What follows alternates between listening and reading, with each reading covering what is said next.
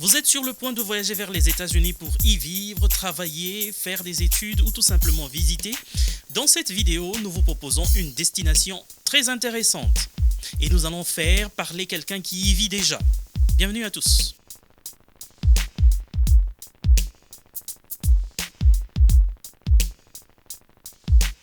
Bonjour.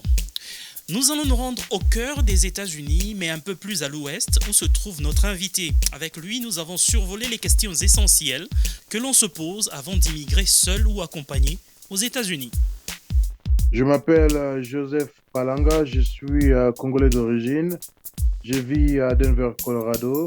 Je suis aux USA, ça fera déjà 10 ans.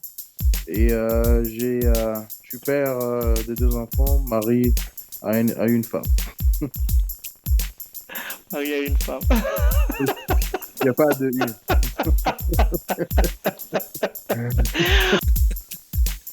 Marié à une femme, il y a du tout dans cette phrase, ça m'a fait rire. Alors, il s'est installé avec sa famille à Denver précisément et ne le regrette pas à l'entendre parler. Ben, je dirais une chose, ça c'est mon avis à moi et j'ai toujours eu cette discussion avec plusieurs personnes. Je disais que Colorado c'est le meilleur état des États-Unis parce que déjà le climat, vous avez toutes les saisons ici. Vous avez l'hiver, si vous aimez le froid, l'hiver, il fait très beau à l'hiver. Pour ceux qui aiment l'été, nous avons un très beau été. L'été c'est meilleur ici. Donc les quatre saisons sont meilleures ici. À part cela, dans la société, c'est multiculturel. Vous ne vous sentirez pas perdu. Il y a une grande, euh, il y a une grande majorité de la population qui est blanche. Il y a aussi les hispaniques et les noirs. Denver, où habite Joseph, est une grande ville aux États-Unis. Sa population a été estimée à plus de 700 000 habitants au recensement de 2020, selon les chiffres en notre possession. Alors, c'est la 19e ville la plus peuplée aux États-Unis et la 5e capitale d'État la plus peuplée. Alors, s'intégrer dans une si grande société, est-ce facile? Joseph répond. Bon, je dirais que c'est facile. Pourquoi je dirais que c'est facile? Je donnerai deux raisons. Si vous venez aux États-Unis, ici à Denver, Colorado, et que vous êtes orienté, ou quand vous avez un mentor, une personne qui peut vous orienter quoi faire, ça sera facile pour vous de traverser et de faire votre chemin. J'en ai eu l'expérience, j'ai reçu pas mal de gens chez moi et aujourd'hui ils sont très stables ils sont mieux. Et je pense que c'est une de conditions pour que les choses soient faciles. Mais si vous venez ici à Colorado de vous-même, il n'y a personne qui va vous orienter ou encore vous tomber sur les mauvaises mains, des personnes qui ne vont pas vous ouvrir vraiment à la réalité des choses. Ça sera très difficile pour que vous vous adaptez si vous ne connaissez même pas l'anglais. C'est extrêmement important ce qu'il vient de dire. Avant d'immigrer vers les États-Unis, c'est toujours mieux d'aller où vous connaissez au moins une personne, surtout si vous ne parlez pas encore anglais. Mais faites de sorte de ne pas devenir aussi un poids supplémentaire pour cette personne ressource. Il faut donc être souple pour vite avoir une certaine autonomie. Cela vous permettra d'être un peu plus confortable et vous épanouir. N'allez pas habiter chez quelqu'un pendant une période longue. Ne restez pas chez quelqu'un pendant une longue période, surtout si vous amenez de la famille. Mais beaucoup ont fait le choix de Colorado pour faire des études. Je dirais qu'ils ont fait un très bon choix. Colorado, c'est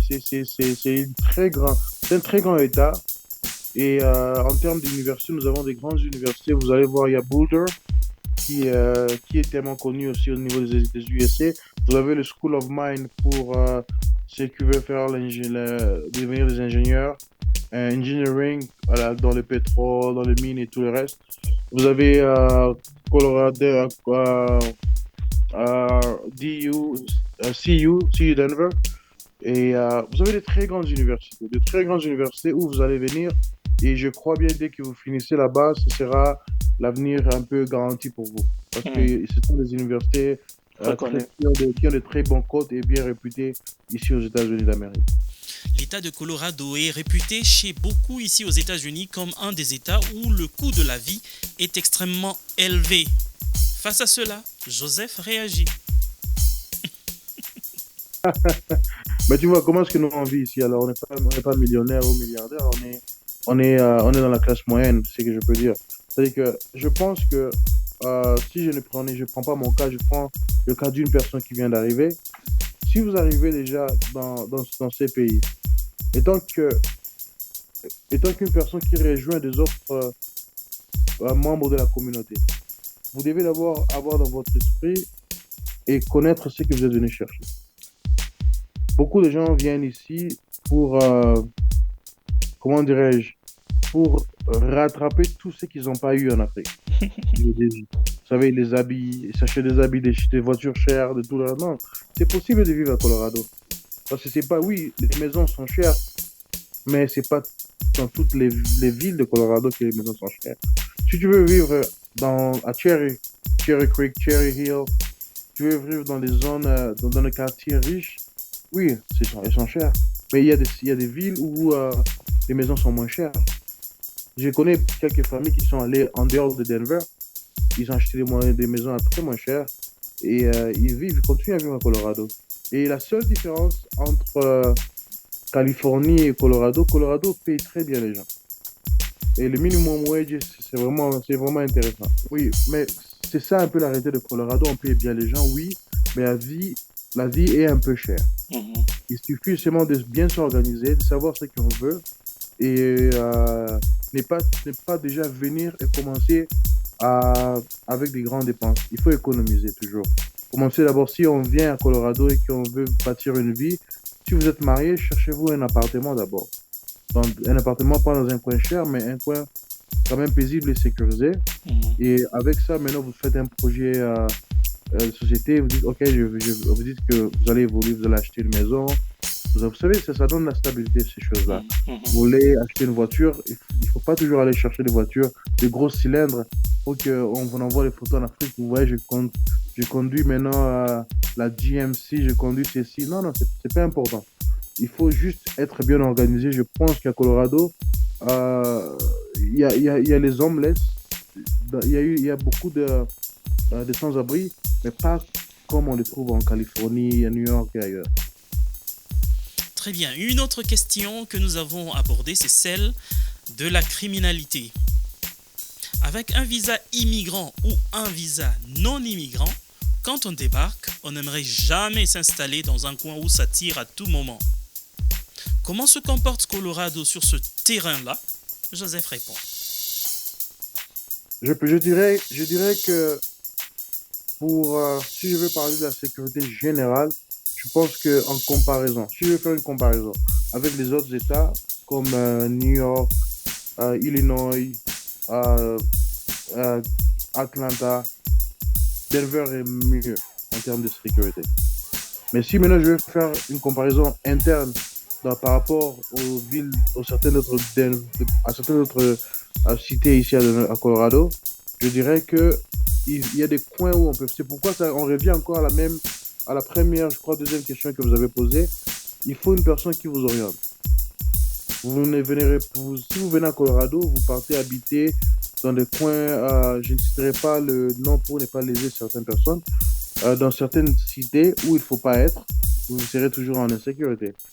Exactement, mais avant d'aborder le dernier point, je vous demanderai de vous abonner pour nous soutenir, mais aussi pour ne pas que vous manquiez nos prochaines vidéos, toujours sur l'immigration et l'intégration aux États-Unis. Abonnez-vous s'il vous plaît. Merci.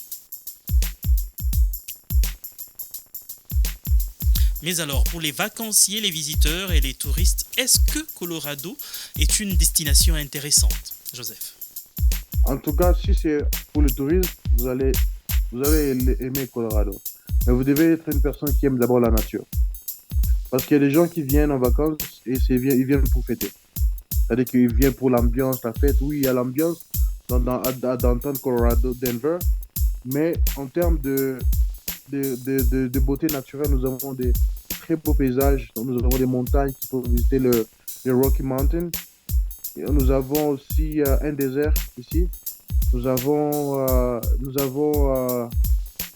Nous avons de très beaux parcs d'attractions.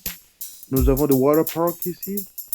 Nous avons les communautés des Indiens, des natifs indiens que vous voulez visiter.